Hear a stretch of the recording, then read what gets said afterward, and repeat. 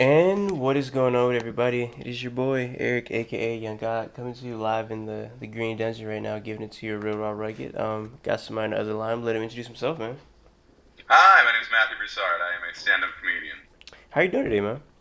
I'm doing great. I'm doing great. It's summer in New York. I'm happy. I'm home. I'm not traveling. That's nice. And I'm in a good mood. I just drank coffee. I wasn't even thinking about talking about this, but you were probably like the 13th. I just made that number up, but it's something around there. Like I believe you. you like the 13th, 14th white person I've interviewed, right? Really? So yeah, and I have over like 200 interviews, so it's very you're the whitest minority for the first Feels time. like to be a minority. Yeah, there you go, right there. The whitest being a minority, and what I've realized about interviewing white people, it's very different from interviewing black people. So I'm going to try to tie this in with comedy, right? When you do comedy, you have to read the crowd, and if you're in a certain room, you're like, you have to be prejudiced sometimes. You're like, this joke probably won't hit in this crowd right here. That's what it is. You Yeah. gotta be prejudiced being a comedian. So it's just like being an interviewer. Like sometimes I have to I look at things differently. Like for example, Jack Knight, So funny. Yeah. hilarious. I interviewed Jack Knight. I said nigga probably thousands of times. When I interview white people, I don't really say nigga that much. So it's just something Same. I realized. Saying so just curious, like, what are things that you realize about a crowd and you have to say to yourself, I'm probably not going to use this joke, or you see a crowd and you're like, I'm going to use this joke. Like, what about crowds give you the intuition to use a joke or not to use a joke? Um, I wouldn't say the intuition. It would be the suspicion that this would fail or this would do well. I typically assess maybe how educated a crowd is, and that'll dictate like which I want to do. Doing a full 45-minute, hour-long set, I want to do all the jokes that I came there to do. The thing I might alter the most is the order, so that I can make sure the safer jokes are up top before I move into the stuff where I could lose people, whether it's because we disagree on things or just because they don't understand the substance. Um, I do judge regionally. If I'm in, say, a smaller town in the Midwest, I'm going to have a safer set and conservative, not like a political way conservative, but like take less risks. I do not do enough black rooms, and I have found myself making assumptions about crowds not liking certain content, and then doing that material and working, and realizing I am very prejudiced. Um, and it's a good way to learn that something you get positive reinforcement instead of being like, oh, instead of them disappointing you in a way you expected to. But yeah, I try to not break it down by race. Age is also a factor. Older crowds are going to get less. Younger crowds are going to get more, but be more sensitive. And there's kind of a cool spectrum in comedy of the more smart a crowd is, the more sensitive they are, and the dumber a crowd is, the more fun they are. So it feels like a good even trade-off between those two. It's interesting that you bring up. It's interesting that you bring up like looking at a black crowd and be like, oh, I don't know if it's gonna work. Then it actually works because we're in the same boat. I don't do Yeah. stand up comedy, but most of my content is based in comedy. You could say. So when I say certain things and I post it and I see white people laughing, it's like, wow. I didn't think that would go over with you guys. I thought this was a black thing. So, is there a white thing or like white jokes that you don't expect to go over in black crowds, but they usually end up doing good? Yeah, and I'm sad to say the ones I assume won't work are like an NPR reference or something like Mm. that. Even though that's so horrible to think that like not. I mean, everyone loves Yeah. NPR. It's great. Um, I don't know. I don't do them enough to even. I'm gonna try to think about like what next time in front of a black crowd. Like think about what would that I would think wouldn't work because it doesn't hit me so much. I also play. I also play.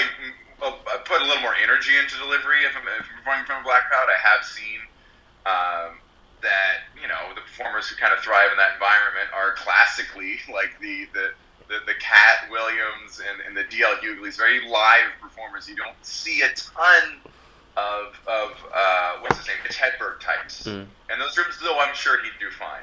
And there are. That's why I love seeing people like Dion Cole. Interviewed him too. Yep, good guy. Yeah, he's cool to me because he has that, for lack of a better word, Def Jam larger than life performance, but it's the autistic one-liner strength of Mitch Hedberg or Dimitri Martin, and comedy is a good reminder that we're not too different. And I'm sure you have the same thing with entertainment and interviewing. Well, yeah. So, like, for example, I do a lot of like man on the street videos. You ever see like people do like little public interviews? I do a lot of those, right? That stuff's intimidating. And that's almost like for me. So when I look at other people, I don't know about you, but I hate watch a lot of things on YouTube. Like I hate it, but I still watch it. So just like for the public interviews, I watch a lot of those. Terrible. Like they are very horrible at what they do, but I still watch it. And I realize what they don't do. They don't rely on themselves for being funny. They might put like a meme in between there, or they just might do like a little edit or whatever. It's never them actually being funny. So when I do my man on the street videos, I try to incorporate actual comedy from what I'm saying, or I try to get somebody to do something. So it feels kind of like stand-up comedy because you're getting instant reaction from the person right there if they're going to laugh or not, or you might get smacked. I mean, see, the thing between me and you have a less chance of getting smacked because you're a little distant, you're on stage. I'm right there like 3 inches away from the person. If I say I'm crazy, I'm like... And we got bouncers, So cell phones and bags. Yeah, it's crazy. So what I like to do, I usually go to clubs and do them. And I'm usually going to like, I wouldn't say hood clubs, but they're pretty black. So I like to try to like throw in some white-centric comedy, you know? Like I would say, I don't know if you would say, but I think gay comedy is like white comedy. Like somebody you're really not gay, but like a Daniel Tosh. Like he's not a gay person, but he really used like a lot of like gay jokes, or like you know what I'm trying to say? He made his sexuality kind of a more fluid thing. That right there. And a lot of white men in comedy do that. I've definitely done it. I think we all come from a place of being very insecure about that part of ourselves, and it's fun to explore it on stage, and I think people enjoy seeing others explore it. So stuff like just anything that you would think is white-centric comedy, I kind of try to push that inside of that or whatnot. So I always think it's interesting when people, I don't know, like I like making people feel outside of their comfort zone a little bit. You know what I'm saying? So if you're with a black crowd, you might try a white joke. If you're with a white crowd, they might say a black joke. And I think those things are interesting. I don't know if you think that's interesting, but I feel like getting a crowd out of their comfort zone and making them feel like, wow, I never thought this would be funny. I feel like that's like a good accomplishment. Yeah, I mean, you want a challenge with every joke. You want to see, and you especially want to, when I go in front of like a super liberal crowd, I do have this urge to try out my most, let's say, insensitive joke. And that is also a thing I have observed. I'm afraid I'm going to get like destroyed for saying this, but like I've met black comics when I perform with them on black shows. I remember very early on, I came off stage, one of the black comics said, "Listen to that gay stuff." They don't like that. I'm sure that's not every black person or black crowd, but that's funny. It's considered, more of a taboo, I feel. Oh no, that's like my I love making like little gay jokes, and then that's like, man, chill that gay shit, bro. They always on that gay shit, man. That's what they love to say. That's why it's so funny to do it there, because when it works especially well. Yeah. That's really funny. And I feel like just like I guess the liberal crowd and like trying jokes on them. Like I said, I don't do stand up, but I use people I know in real life for these things. So I know this African girl, she's like really liberal or whatnot, and I try to push the envelope with her as much as I can. Like I made cannibal jokes to her because she's African. I try to tie that in with being African. Her, because I think she said going for it. I think she said like her dad loves to bite her cheeks because she has puffy cheeks. I said, "Your dad bites your cheeks." I was like, "Oh, you Africans and your cannibalism." Just try to push stuff like that. Stuff like that. And yeah, I feel like it's always interesting, man, just to see people get out their comfort zone and seeing how much you could push it before you're pushing it too far. It's always an interesting thing. Have you ever felt like you ever pushed it too far? Oh, a billion times, and I will a billion times more. I mean, you want jokes that walk the line, and to figure out the best way to figure out where it is step over it. And the laser beams, come out, and the Indiana Jones ball starts rolling. Like once you crossed it. I find what's interesting to me now more than ever where people's lines lie versus when you say stuff online versus what you say to them in person. Because stuff I said to my friends or that I say to a crowd, could really get me in trouble if you took it out of context and put it online. But when you're actually there with the person, it's hard to get mad. It's hard to be that upset. Do you see that with what you do? Man, people definitely. I feel like it's more of like a group think type thing. So it's like a lot of people are offended by things because the rest of the internet is offended. And if it wasn't for the internet, they probably wouldn't care. It's like, okay. But it's like, oh, it's like the number one hashtag in the world to be offended at blank. I have to tweet and talk about it. But when you're in a crowd and you can't judge everybody's face if they're offended, you just got to react how you would, you know? So it's kind of those things where people, they like to, you know, they're like sheep a little bit. A little bit, yeah. And I also think that, like, a great way, if you can't write music or make funny videos, a really great way to get people's attention is to, you know, yell, ouch, my feelings. It's just, I think it's just a thing people do to, it's a good way to get followers. Yeah. In some way. I mean, there's a lot of horrible stuff going on in the world that's not okay, and people shouldn't be as intolerant as they are, but I think the internet discussions about it don't help anything. I don't think people change their minds online very often. I think if you talk to a person in person, you might be able to do a better job. That's why I like this job, because you're there interacting with humans. Well, yeah, I feel like that falls right in line with just like everything political, because I feel like every like side is like super just like extreme now. It's like the Republicans or Democrats, like everything is like on the polar opposite, and I feel like nobody can have like a decent conversation. So if I was to disagree with you, let's say you're left, I'm right, or whatever, I feel like it's going to be a whole bunch of name calling at this point. So somebody on the right, they just might be like, "Oh, you're stupid libtard," and a libtard, by the way, that's my favorite word of all time. That's a great word. It's a great word. If you use that, cuck is amazing. Like it's great stuff. Libtard has a special special place in my heart. What are you about to say? I have a theory as to what cuck means. Okay. I think cuck is the white equivalent of an Uncle Tom. It's what white people call other white people who sell out to non-white people. That's what I think it is. I've never looked at it like that. White men. That's a fact. That might be a fact, man. And okay, so you can call me a bitch, or you call me whatever you want to, but if you call me an Uncle Tom or a coon, we're about to fight. So I don't know if that's like that with cuck, because if cuck is like the crossing line, like, whoa, you're going too far, like, because you can't.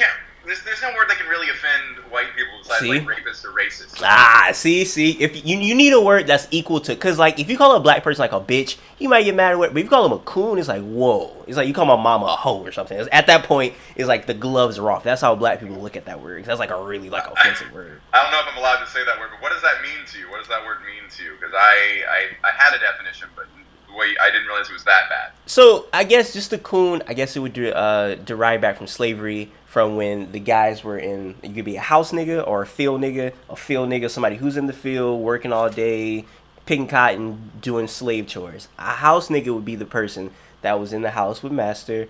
If somebody trying to do something bad, he would snitch. You're running away, he would snitch.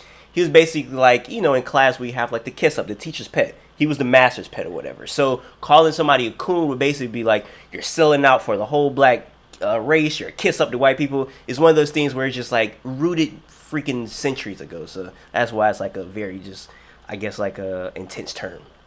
I heard, so the definition I know is that as a verb with reference to like performers, when you are kind of selling out an overplayed stereotypical black version of yourself to appease white audience members. Well, yeah, I've definitely. heard that one too. Definitely, yeah. Just like somebody, I guess you can call that cooning. So if I got on stage with a whole bunch of white people, and I was just like, oh, you know, when black people in the hood and they, you know, just like going over the top, and it's like, okay. My credit's bad. Yeah. Like, I dropped out in 6th grade and ate fried chicken today, and it's like, oh my gosh, he's so black. And it's like, okay. Following that too, I'm like, you don't even think like that's offensive to me. So that's like it's a lot of definitions you can give to that word. Yeah, okay. And then what was the other word you used? It was the other Uncle Tom. Uncle Tom. Uncle Tom. I understand. Yeah. Okay, so those are the words. I've heard. You know Ian Edwards, right? No, who's that? Ian Edwards is a really great comic. He has a Comedy Central hour, I believe, that just came out. Okay. And he has a joke about fuckboy. Fuckboy. And how he says that is like N-word for N-words. Yeah. I'm not doing it justice. Go watch the special, but it was revelatory. And what kills me is that white girls who get the angriest about like cultural appropriation use this word so flippantly for a word that harkens back to prison rape. To use it for a guy who doesn't text you back is to me like, that's disrespectful to another culture. I hate when people use that word that way. Well, I'm going to give you probably like the most vicious way I've ever heard that word used. It was actually in a Rick Ross song. He was dissing Young Jeezy, and he called Young Jeezy a fuckboy 9 times in a row. Now, that is almost like, I don't even know what to compare that to, but that's like a cheat code almost. Like he broke the cheat code on how to be the most offensive, and he was like, you know what? I'm going to break the cheat code and be even more offensive. So calling somebody a fuckboy like 9 times, that's like going to like a Jewish person and showing them just like, I don't know, just like crazy images of the Holocaust. Like that was just crazy. Yeah. So yeah. I'm Jewish, but I don't look Jewish enough to say that on video. Yeah, I was definitely thinking of a joke. I was like, let me not say that. I don't know the boundaries on that word. Like it's almost like in a weird way. Like the N word is very bad when you hear it. You know what to do. When you hear the Jewish slur, everyone's like, do I hit him? Like, do I have to punch him now? Is that like, okay, yeah. So it's interesting because we're talking about overcompensating for like our black people overcompensating for white crowds sometimes. Do you ever find yourself as a white person, not even just in comedy, but I feel like I see a lot of white people like overcompensating for being white, you know what I'm saying? Like, I'll give you a quick example. I was watching this live stream with this guy, he had like his fans there, and this white girl, she was like, can I say something to the camera? And he was like, yeah. And she was like, as a white person, I have to use my privilege to talk about, and she started saying stuff, and he was just like, I feel like you read this on Twitter, and it's just annoying. So do you ever feel the need to do that? Because I feel like that's like a little extra sometimes. I sometimes I'll be tempted to do that, and sometimes I'll give in. I don't like that. I don't like that for a lot of reasons. But I think white people have kind of stolen making fun of white people from black people. Like, we lay into ourselves so hard now that it's not even entertaining. You know, there's like, I'm so white, I can't dance. I eat plain bagels and go, spicy. Like that whole trope, and it's getting very played out. And don't get me wrong, I've been a part of it. I would rather, in general in comedy, I would rather speak from my own personal experience rather than speak for all white people. I know I feel awkward in certain situations. I shouldn't put that on all white people. I know I experience a lot of privilege due to being white, due to being educated, due to having a wealthy family. I shouldn't put that on all white people because not all white people experience the same level of privilege I do. I just don't like when anyone speaks too broadly. It's not fun. I watch comedy, I watch entertainment to kind of take an escape into someone else's lens. And I want to see the world through their eyes for 15 minutes or something like that. And when you're just speaking generally all these different groups, it bores me, I guess. You feel the same? I feel like, let me see. I feel like I don't ever really see that in the comedy that I watch. I see that a lot on like my Twitter timeline, right? So if I'm on Twitter just gazing, I see that a lot there. But like for the stand-up comics I watch, thank God they don't do that. But yeah, I don't really see like too much. You just basically mean just like generalization of just groups of people and trying to, I guess, like make. I don't know. Yeah, I don't really see that. Even about white people just being like, I'm so white, blah blah blah. I was at a Dave Matthews concert. Kind of, I guess it's just playing on easy tropes of white people. And I just feel like white people stole what black comics did in the '90s. Yeah. And it's not fun. It's kind of more. I'd rather see a black person make fun of white people than white people make fun of white people. Yeah, like I said, yeah, like most of the white comics that I watch, I feel like they're really educated people, and I feel like most educated people wouldn't try that type of comedy because I feel like that's just so like, you know, just so like on the nose, and it's like I guess. And I feel like a lot of, because to be really funny, you have to be some type of like smart, you know. And I feel like you would have enough sense to be like, that has to be like just too on the nose. I'm have to try to think past the surface or whatnot. That's just too on the surface. Right. What I love that's happening in comedy, tiny diversion, is I started. I think what really got me into comedy was watching Donald Glover's Half Hour and a lot of his jokes. It was very good because he talked about being a black nerd and 2008, before that was really established. Yeah. He spoke in a way of his experience that was like weirdly similar to mine, and it created a connection between me and a person I didn't think I would have much in common with.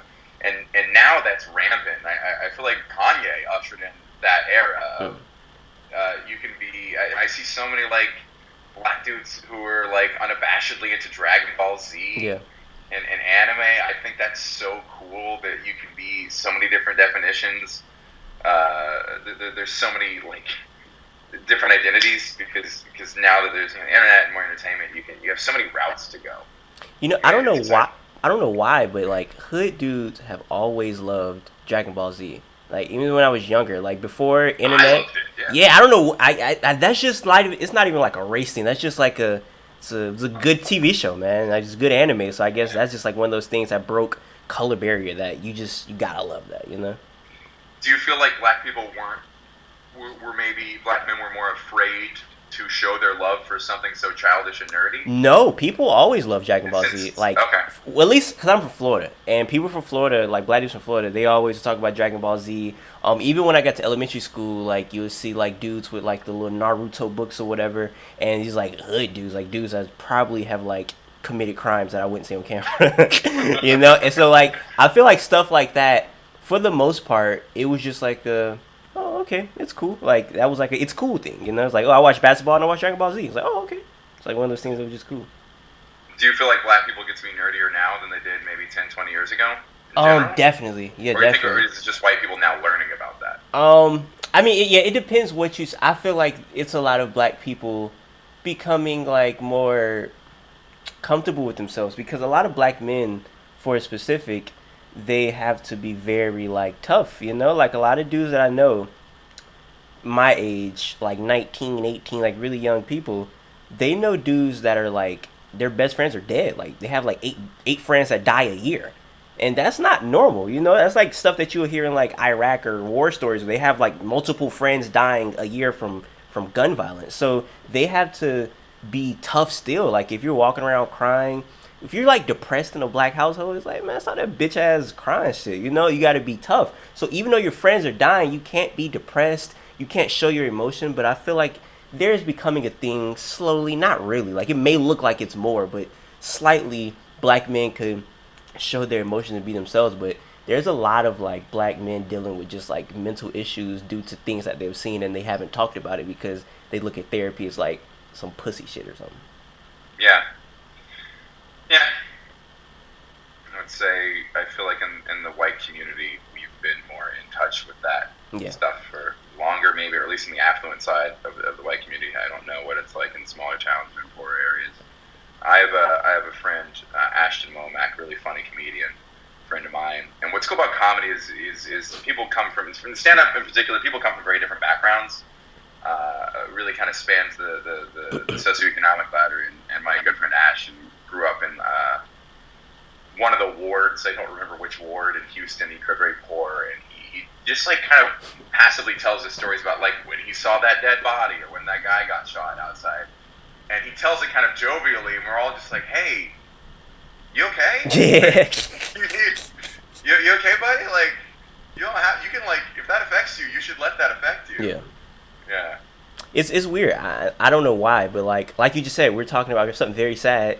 My mind just like thought of just like a funny skit, So it's just really crazy because you just said that like white people were kind of like been on to like mental health things like that. I just thought it'd probably be funny if like like when black people put each other onto things like, oh, I just put them onto some new music, just put them onto some Jordans, or I just put them on to whatever, and I could just see like a little funny skit of just like black people put on like white people like, oh, here's some new shoes, here's new this, and then like white people like, oh, let's put you on some mental health, and it's like, whoa, what the fuck is this? Hands of a pair of headphones, and it's that like that therapy app, like, yeah. That's funny. So yeah, I don't know. That's it's really weird, and like when people look at you, I'm pretty sure they look at you as like I don't know. I would imagine you said this in the stand-up. Like you probably evoke emotion to certain people. Like look at this privileged white, male or whatever. You look like you could be like a 5-time champion in like internet racism. Like you look like yeah. So I would imagine that. I don't know. I have to ask you, but I would imagine that would affect your way that you write jokes. Like, do you try not to like write jokes as bluntly as you would probably say them to like your girl or just your family or just your friends or whatever, because you don't want to be too overly, I guess, stern with your jokes. I don't get away with a lot, is how I feel. I think it's got to be very clever if I want to play with certain issues. If I talk about race too bluntly, I can lose the crowd very quickly. I don't feel I have. I do think there is somewhat of a totem pole of a hierarchy in society, and the higher you are on it, the less you can joke about the people below you. The whole punching down thing. I think this vessel of mine is it looks about as high up as you can get in that range. So there are things that I think are funny that I'll never get away with on stage. There are things that said my friends that I don't need to be writing jokes about, and there are jokes I try, and I'm like, yeah, never doing that one again. I know that has to suck, because I would imagine like it's not even imagine. Black people can get away with more humor than white people can in 2019. Yes, but much less than you used to. Everyone is being called out now. That is a fact. That is a fact. More people, and it was weird for me to watch, because I remember watching like, oh, I can't get away with, and it feels like everyone else can, and that's fair for all of the other advantages I have in this world. That I don't get to do a joke about this is a pretty small complaint. Yeah. But now I see like a gay person being called transphobic, or a black person being like, oh, that's racist against Asians. I'm like I have no dog in this fight, so it's kind of just fun to watch everyone tear each other apart, but it's kind of just annoying for the good comedy that it's stifling, because I'm still a fan. I'm still a fan of everything. I still there are very few, even clean comics enjoy watching Bill Burr. I mean, look how much Conan, a very clean, very agreeable comic, he breaks down laughing when Bill Burr is sitting on that couch. Yeah. There's no doubt that Bill Burr is Conan's favorite comedian, despite that, it's most of what he says gets him in trouble. Or like Jerry Seinfeld, squeaky clean, and talked a few weeks ago about how Mark Norman was one of his favorite new comics who is not clean and not safe. And I love Mark Norman. I love Bill Burr. Those are great comics. So I like the out of bounds stuff. Most people do, and that's the thing. Most people don't care. You said everyone on the internet's upset, but just go talk to people in person. Most people are moderate. Very few people at the wings, and even the people at the wings are kind of putting on a show, because it's just this holier than thou. It gives them some sense of superiority. I do feel like I said, like when I'm on the internet, I feel like it's a lot of like everybody's either like on like an opposite side of the spectrum. But when you talk to these people in real life, it's almost as if like the internet makes them feel like more secure. It's like they could say these crazy things on the internet, but when you're there in person, it's like, this sounds kind of crazy saying out loud, so I'm not going to say it. So they're like you said, they're way more moderate. Yeah, and it's not fun to hurt someone's feelings. Most people don't like conflict. Yeah. Most people, if you sit on a plane next to them and you put your arm on their armrest, they're not going to say shit, even though they know it's their armrest. And the internet makes people bolder and braver. I don't know. I think there's outrage fatigue finally setting in. I think people are just tired of being upset all the time, and I'm seeing at clubs, even in like Brooklyn, people are just starting to ease off and just be like, I can't police everything you say. You know what? Just go for it. And I'm not even like edgy, so. Yeah, like I said, it's definitely a very interesting time to see like certain comics that you would never think get called whatever. They're like now getting canceled and called on Front Street. Has that ever happened to you? Like, has there ever been like a moment where it was like masses of people coming after you? Not masses, but if tweets do well. What's funny to me is if I have tweets that do well and they're at all political leaning, I get attacked by both sides, which fascinates me. I had a tweet that was a joke referencing like women getting paid less, and just in a pretty silly way. It was a stupid joke, and women were saying like, "Oh, this is sexist," and then there were men saying the income gap isn't real. Women actually make as much money as men do, and there's no winning. I've never had a big pile on. I'm sure I will. I look forward to that day. It's almost like if you haven't gotten piled on, you haven't made it yet. Yeah. So, have you? What's been your worst? Have I ever been piled on? No, man. Let's not even speak that to existence. It's never happened to me, man. That's never happened.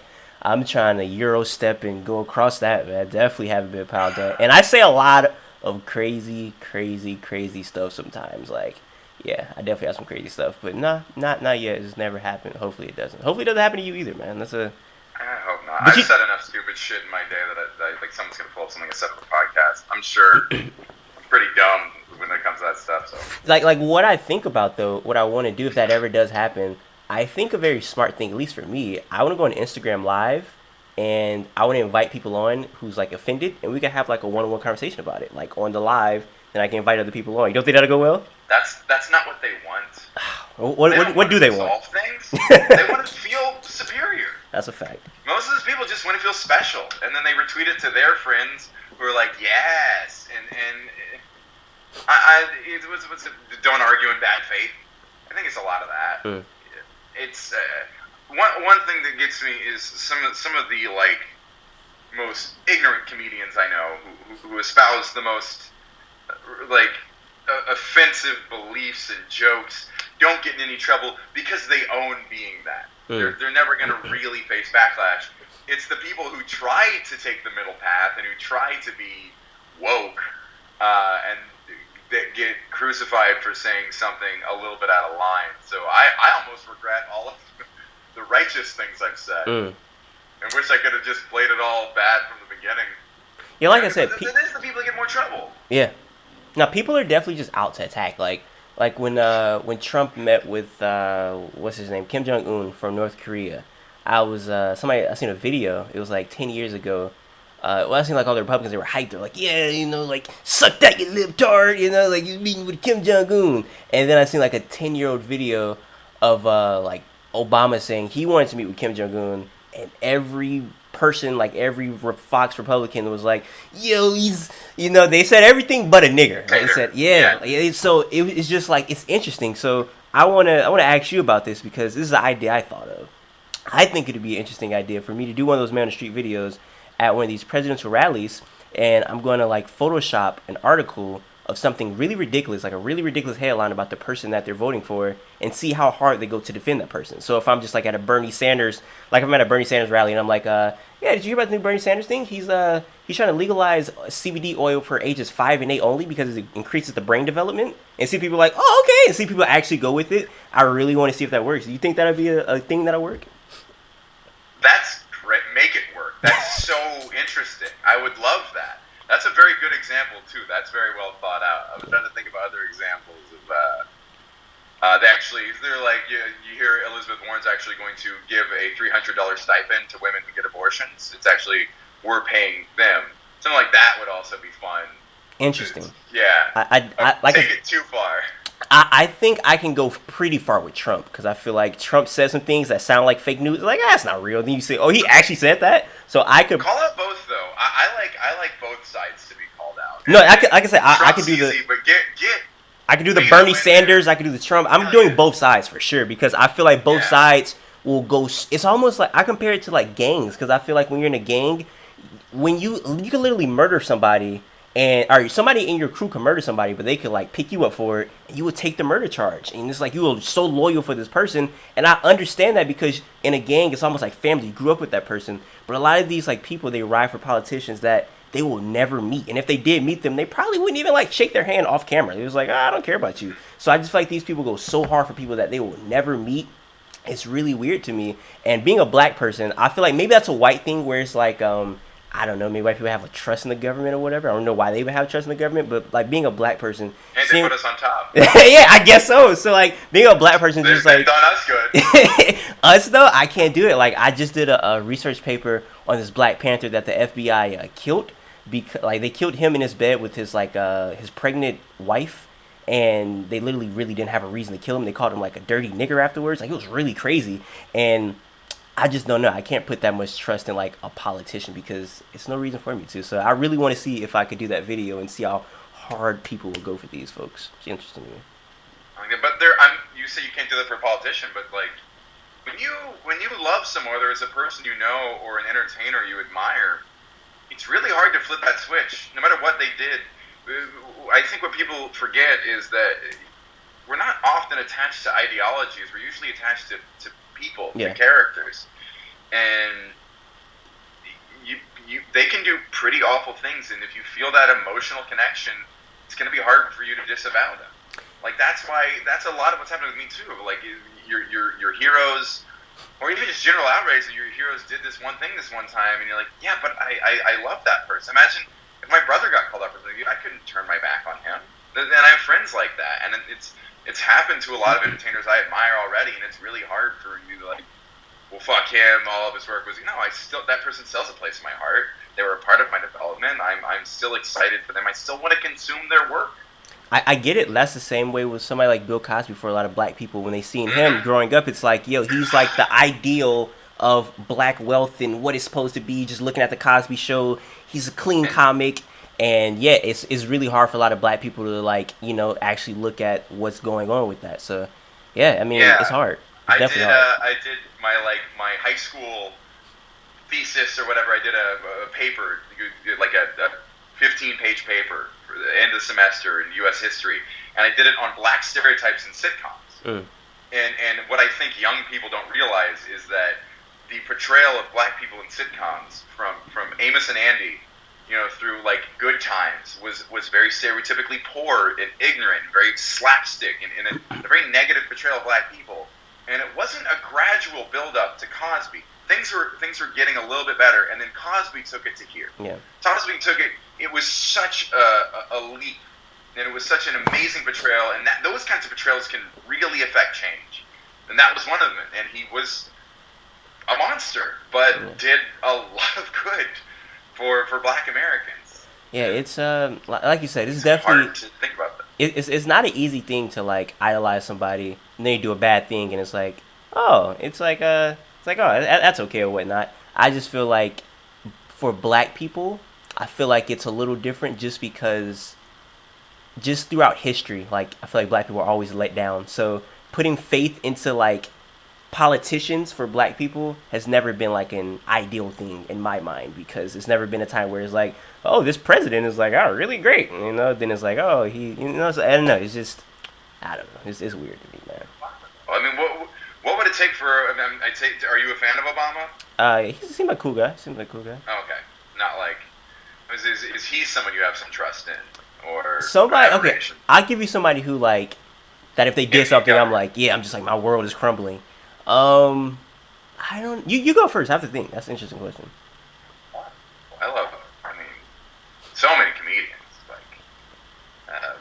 Mulaney, Tosh, Bill Burr. I mean, like the Louis stuff's really hard because I still really love his comedy, and it's really hard for me to like completely turn my picture of him. Yeah, hard to square the accusations with the person I have in my head, and then. Yeah, I mean, just so many. I like Obama a lot. It would suck to turn out if he was like if he was as duplicitous as people claim him to be. I don't think he is. But yeah, there are government figures I do respect a lot. I probably shouldn't. Man, yeah. If Obama came out and was just like something crazy, that would be weapons or something like that. Yeah, that would be crazy, man. So I don't know. I mean, speaking of crazy people, though, you did meet the legend, and I have to talk about this. You met the legend himself, the Bagel Boss guy, man. You met the legend himself, man. How was that? He was very sweet. He was very nice and friendly to me off camera. On camera, it felt like he was trying to show off. Oh, there's an on-camera thing? I just seen a picture. There's like a... Oh, yeah, we did an interview with him. Oh, where's that at? Chrissy Mayer's Wet Spot podcast. Okay. And I feel like it was really what was difficult about it was he was in that video. A lot of people liked him because he was vulnerable and he was portraying himself as a victim and very sympathetic. And with us, he was trying to brag about his sexual conquests and brag about how disrespectful he is to women. And it kind of killed that underdog thing he had. I was like, it seems like you're doing well. I don't know. I walked away feeling like he could have been born in my body and would have been just as angry at the world. How do you feel about the guy? What did you think watching that video? Well, interesting. I seen that video, And I was like, this looks like something out of Curb Your Enthusiasm. I was like, this is crazy. Like, yeah, I was like, this is way too like crazy to be real.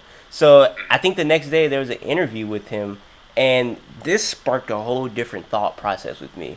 He was talking about how he got bullied, how he had to spend like 6 years in like a therapy camp or something. He got molested as a child. Just a lot of interesting, sad things. And there was a woman in the interview. I wish he had talked about that more. Oh, he didn't talk about that in your interview? Women squirt or something. No.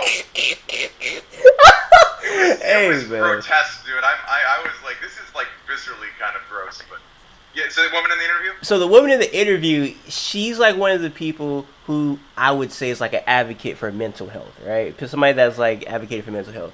And it was interesting because when he said all those things, she wasn't having it. Like, she was like, I don't care. He said he was depressed. Like, she was just like, you're a shitbag, you disrespect women, this and that. And that made me think people really don't care about like people with bad mental health or they don't care about them after they do something acting on that bad mental health. So let's say if I'm bipolar, they're like, oh, I love bipolar people, I support bipolar people. But if I'm having like a manic episode and I'm cursing out a random person because I'm just going crazy, it's like, oh, fuck him. And no, that shouldn't be okay. But I realized that people are less understanding of people with bad mental health when they do those things that caused by bad mental health. I don't know if you get what I'm saying, but like if he was in the store and he didn't do anything, but he said he had depression, this and that, like, oh yeah, I really feel for you. But when he acts out on that like bad mental state that he has, it's like, oh, we don't really care for that person anymore. It's like a lot of people, like going back when I said a lot of dudes in the hood, they have like PTSD, depression, anxiety,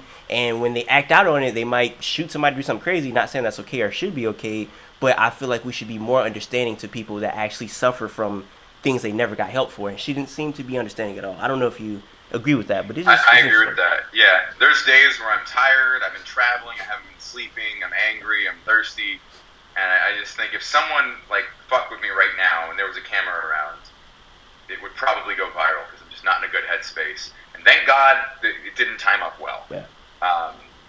And I think what also got me in that video originally was I think it's fair to say that most of the consequences of toxic masculinity fall on women, but some do fall on men, on people like him, because then when that's turned and we get picked on, we're supposed to just take it. We're not allowed to let it hurt our feelings to be called certain names, and we're supposed to just be tough about it and just keep a stern face. We're not supposed to cry, all those things, and I think everyone is lacking a little bit of sympathy for everyone right now. I think what the world needs is more sympathy. I don't think more name calling and ball busting is gonna solve anything. And yet there are bullies on both sides. I have a quick question for you. On each end of us, like, yeah. Quick question for you. So we were talking about generalizing, and going with what you're saying, I have a generalization that I make about a lot of white people. And you being white, I want you to tell me, is this true with white people you've met?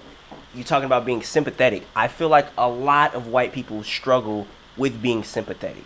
And I say that because I realize maybe a lot of right-leaning white people, but a lot of white people seem to like, I don't know, like they like to bring in numbers. So let's say if I'm like talking about like, I don't know, black people, and they're like, what about black on black crime, the stats or whatever. And it's like, if you're talking about like humans and like life, and you go to bringing up stats and numbers and you don't even realize we're talking about humans and you just start looking at numbers, I feel like that's not being sympathetic. And I feel like I see a lot of that just in person on the internet. So I don't know, is that something that you see white people struggling to be sympathetic towards things? Because me growing up, that's something that I've always took notice to. There's two things I want to address in this. First, I want to address as a math guy, I don't think numbers mean a lack of sympathy. I comprehend things better through statistics. Statistics help me get a better picture of the gravity of situations. It's not, a lot of people think I'm callous because I use a lot of numbers in my appraisals and things.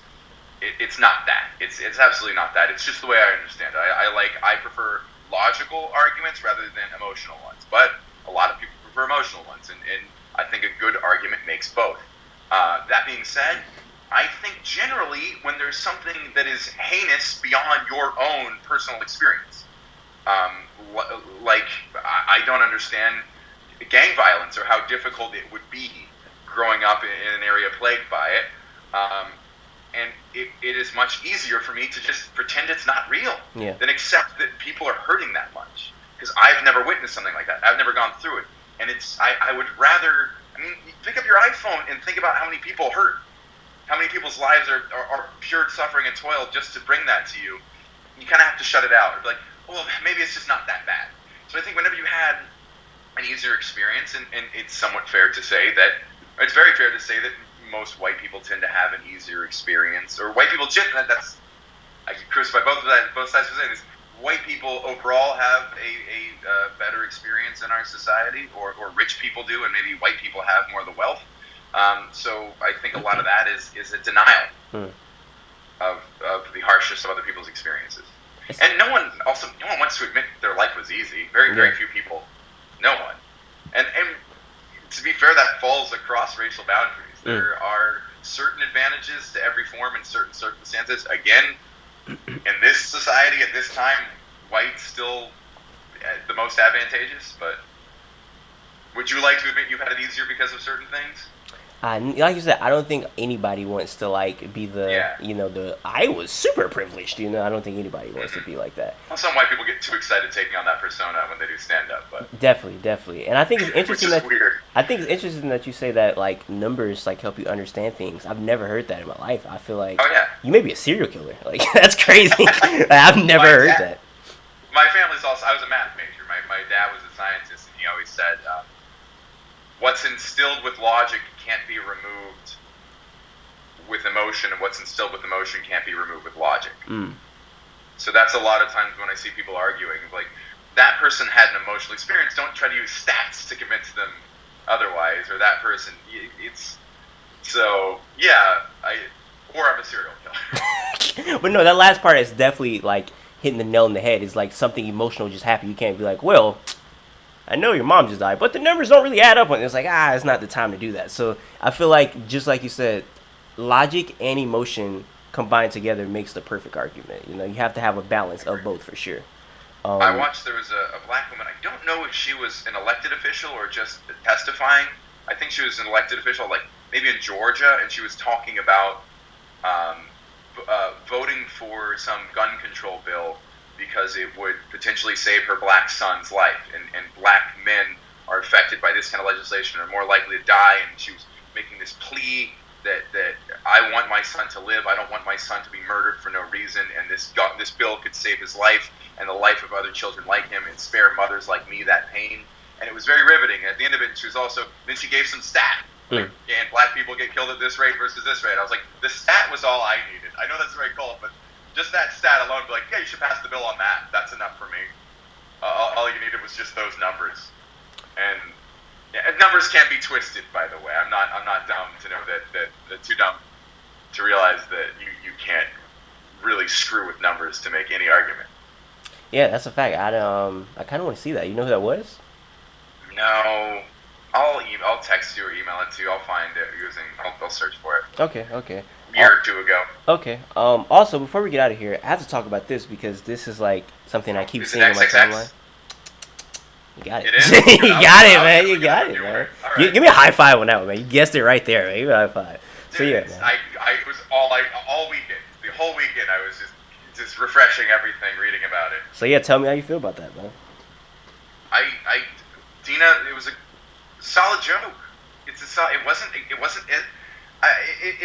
If you're a big fan of his and that hurt your feelings, I'm sorry. I'm sorry that made you feel worse. I don't want people to feel worse, but like, that joke's not for you. There's a lot of jokes that aren't for you. It's fair to say maybe even most jokes aren't for everyone. And I liked that joke. I thought it was careful in that it didn't make fun of him or his rap or try to lessen the tragedy of his death. I thought it was just silly and fun, and comedians cross lines. And here's the thing: I've been on that show. This is called This Week at the Cellar. It's on Comedy Central.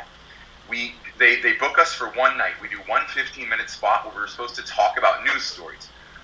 We typically have to write stand-up material about the news in 1 or 2 days because the cycle is so fast, and then try it maybe one time before we go on stage, usually 0 times, go up there, hope that the jokes work, first of all, and if they work, hope that the network picks them out of the hours of material they have to choose from. Yeah. And then when it gets on, you're just like, yeah, I got on the episode and I'm on TV for 30 seconds now.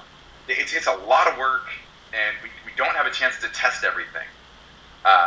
So that's what goes into this, by the way. We were going in blind. It's not like we've been doing this. When you see a special, we've been doing that joke for 2, 3, 4 years sometimes. Yeah. Really working out, finding where it's insensitive. This is one of the few times you'll see people do stand-up for the first time that night. Mm. So, of course, we're going to make mistakes. Yeah. I stand by Dina.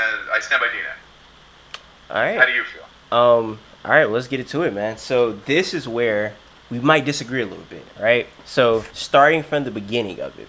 Now this, an emotional, I guess, response. Not a fan of X whatsoever. Liz, I actually reviewed his... Funny story before we get into this. I review music. So I reviewed his album. Figured with the website name. I reviewed his album. Gosh, dude, you don't understand. His fan base is insane. 55,000 comments on Dina's apology. All of them hateful. So I do this thing where if I like it, I like the album. But if it's a bad album, in my opinion, I pull out some toilet tissue and I say, this is wipe my ass quality, and I wipe my butt with the toilet tissue. I gave that album a couple wipe my ass qualities. The comments on that review is the most insane thing of all time. So, not a fan of his music by the slightest. But at the very beginning, when she introduced the joke, she said, do you guys know X? He died or whatever. Her words were, is anyone here still mourning XXX Tentacion? I believe that was the exact word. So, personally, me being a black person, it was really, like, just a little uncomfortable of her saying that. And then after that, it was like people laughing. I was like, it's like a white woman, like, talking about a black dead person, and people are laughing. I was like, that's weird. She didn't make the joke yet. I was like, a little odd to me already at the beginning, right? Can I defend that? Go ahead. That's called killing. When you're doing really well at the club and you have momentum. There's no context before that. Laugh at your setups. There's no context before that, so you're right. There's no context before that. But I am guessing. I wasn't there, but I've seen plenty of tapings. She's super funny. She has a very funny cadence in voice, so she doesn't have to... Sometimes just a regular sentence from her will evoke a laughter. Mm-hmm. It's also very funny that someone who looks and sounds like that will bring up a rapper like that. She does not seem like one of his fans. It's like me going up there and being like, what's a good example? What's a song a band you wouldn't think I'd like? I don't know. We talked about Rick Ross earlier. Just say Rick Ross. Yeah, we'll be like, hey, you guys listen to this new Rick Ross album? If I went up on stage, that would probably get a laugh, because I don't think I look like a Rick Ross fan. So that laughter, she did not intend that laughter. It just came out. She didn't look like she was trying to ride that laughter in that video. That's the only dispute I want to make to that point. So yeah, definitely didn't. I don't know who's calling me right now. Don't know. I mean, I didn't put that blame. Fans. They're already trolling you. Haven't even put the video online, and they're already like, "I'm gonna kill you with break corpse." They were crazy. They said. I think one dude said he was gonna pull up to my house and rape my mom. I was like, "Yo, I just think the album's bad. Like, what? You gotta sodomize my mother because of that? That's insane." So yeah, they're crazy. So they're gonna fuck with me for this. Awesome. Yeah, they're definitely gonna. Just because I got the hate, I'm gonna send this to every X fan I know and make sure they comment crazy stuff under your pictures. Because I don't want that by myself. Am I canceled? Yeah. So yeah, I didn't blame her for that. At Mark Norman. At Mark and Norman, that's hilarious. So yeah, I didn't think that was her doing or whatever. I just felt a little uncomfortable seeing that. I was like, that's a little weird. But then the joke itself, I think, was a good concept. I think the concept was good. Personally, I just didn't think the delivery was funny. I think the delivery, in my opinion, was just like bad to me. Like it was and I like the deadpan, like very just like dry humor. I'm very into that. I'm a very dry humor guy myself. But just watching that, I'm not gonna argue with that. You are allowed to interpret her delivery as bad or good. Comedians have no control over how you enjoy our jokes. Of course. So, yeah. And I was just like, and then it's funny because I was talking to my homeboy about that. He know I interviewed Jack, and he was like, that concept for that joke was actually good. He was like, but the delivery was trash. I could see somebody like Jack doing that way better. And I was like, I think so too. So I think my problem was, I just didn't find it wasn't worth it. Yeah, it wasn't worth it. I feel like the humor within that wasn't worth it. And it wasn't delivered to the point where I was like, that was a risk, but it succeeded. So just personally, I wasn't fucking with it. Yeah, I just couldn't. That's fuck all with fair. it. Yeah. That's absolutely fair. Yeah, I can't disagree with that. That's your take on it. I think it was a funny. I would have loved to have seen a couple more lines in exploration of that world. How would you advertise other brands with other rappers' murders? Like, you know, like sure that would have been.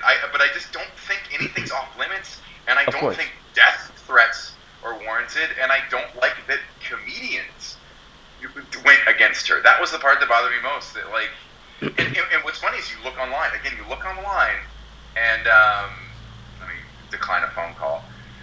People are saying your career's over, Dina. This is it for you. Comedians are more with Dina now than they ever were.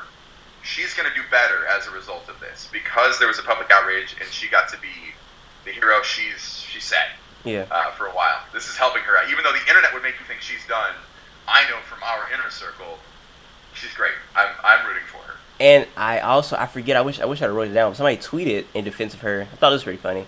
Somebody said, how it was like how typical of X fans to tribute him by attacking a woman. And I was like, that's pretty good. Yeah, like it's such crazy hypocrisy. People saying,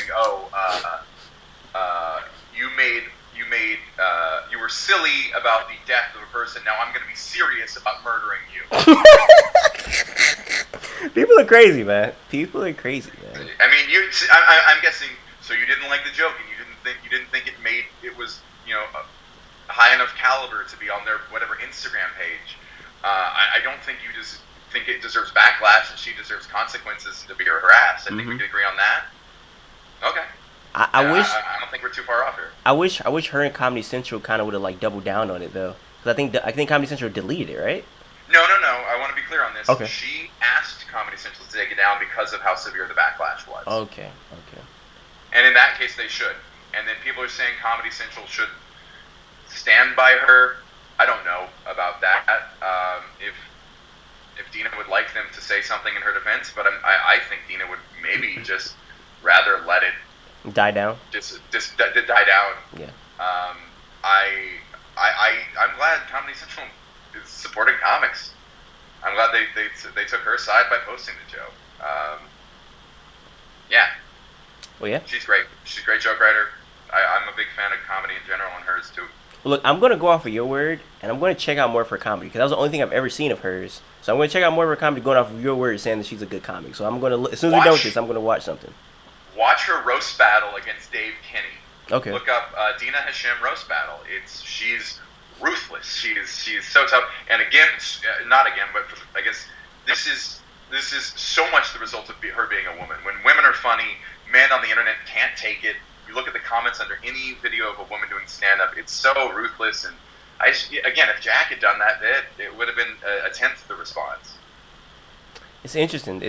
Yeah, I didn't actually put the two together. Like, she's a woman, so that's why people are coming at her. But that's definitely, I think that definitely adds like fuel to the fire for sure. Yeah, it does. It's fucked up, man. For sure. Yeah. Hey, man, is there anything? Thanks so much. I'm about to say, is there anything else you got to say before we get out of here, man? Keep it crispy. Keep it crispy, man. So for everybody watching right now, hope you guys keep it crispy. And until next time, I say what I mean what I say. Haters are gonna hate, players are gonna play. You guys holler at your boy.